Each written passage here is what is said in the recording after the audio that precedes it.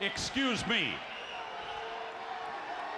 What in the world are you thinking? Mean Gene, the first thing you need to do is to tell these people to shut up if you want to hear what I gotta say.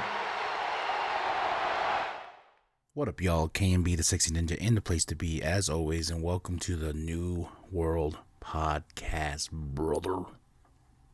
It is sponsored and fueled, and you will acknowledge crazyhoodiez.com with a Z, crazyhoodiez.com with a Z by the one and only Big Daddy. Check out his podcast, Big Daddy Forever. You'll gain some knowledge from that sexy bald man, so go check it out. And if you're subscribed to the Cplus Studios feed, not only do you get Big Daddy Forever, you get the New World Podcast, you get the Sexy Ninja Cast, you get the Crazy Juggalo vlog. And if you don't want that and want to go to our YouTube channel where we have 1.5K videos for entertaining you and my new documentary, Zooligan Boys, go check it out right now. Or if you want to get down with us on Twitch, yeah. Vincent Kennedy McMahon is no longer part of the WWE. He has retired at the age of 77. We're living in a world where Vince is not running WWE. So we think, if he's not in the background, or unless he did, it's crazy just to think of it. And this podcast would have popped up the day after SmackDown, but I had to really think about it, really think about what I thought the show SmackDown, the first show that Vince McMahon doesn't have his hands on.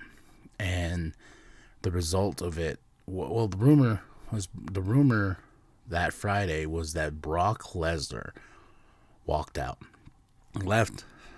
Rumor was as soon as he heard the story break about Vince McMahon retiring, he's like, I'm out. But I was like, yeah, I feel it's a little bit of a work, and it was. But as soon as Vince McMahon retires, they start the show with Stephanie, who's in charge now. And she makes everyone clap and say, thank you, Vince, and whatnot. And you have to thank Vince, even though he is a cochino, because he created something with the WWE, WWF. He created all these superstars. And now he's gone. Now we are in a new era of the WWE. Triple H is back, So we shall see going forward where we're going, especially with storylines and what things are going to cut. And one of the major things, Brock Lesnar did show up at the end of the show and tore apart, brutally massacred Theory. I almost said Austin Theory, but he destroyed Theory on SmackDown. And I feel like that is one of the big changes. I'm like, are we going to bury this kid now, because that not only just of F5, but beat Theory with his Money in the Bank briefcase. I thought that thing was gonna fall apart, So that was one of the major takeaways from the show. Everybody, the other great takeaway was Pat McAfee. He got attacked, and it made me laugh so hard because he did not sell the kick to the face by Baron Corbin, or bum-ass Corbin, wherever you want to call him. He just took the kick, looked up, got up again, and just took off. I laughed so hard because he no-sold that. I don't think it was intentional, but the camera was right on him. And he went after bum-ass Corbin, and they fought in the back, and then he came out and cut this vicious, savage promo and went back to work. I was just like, damn. That match now is definitely on my radar for SummerSlam. And tonight, you guys are going to see SmackDown. Tonight's Raw, Monday Night Raw. The first Raw without Vince. We got the first SmackDown without Vince. And now we're in new territory. Where are we going? Will Theory get his ass beat by Bobby Lashley? Will he try to cash in? Because remember, I was talking about Dolph Ziggler. But we'll talk about that if he shows up tonight. So it's crazy thinking that we're in a world without Vince McMahon running the WWE. And I got to say, SmackDown was fun.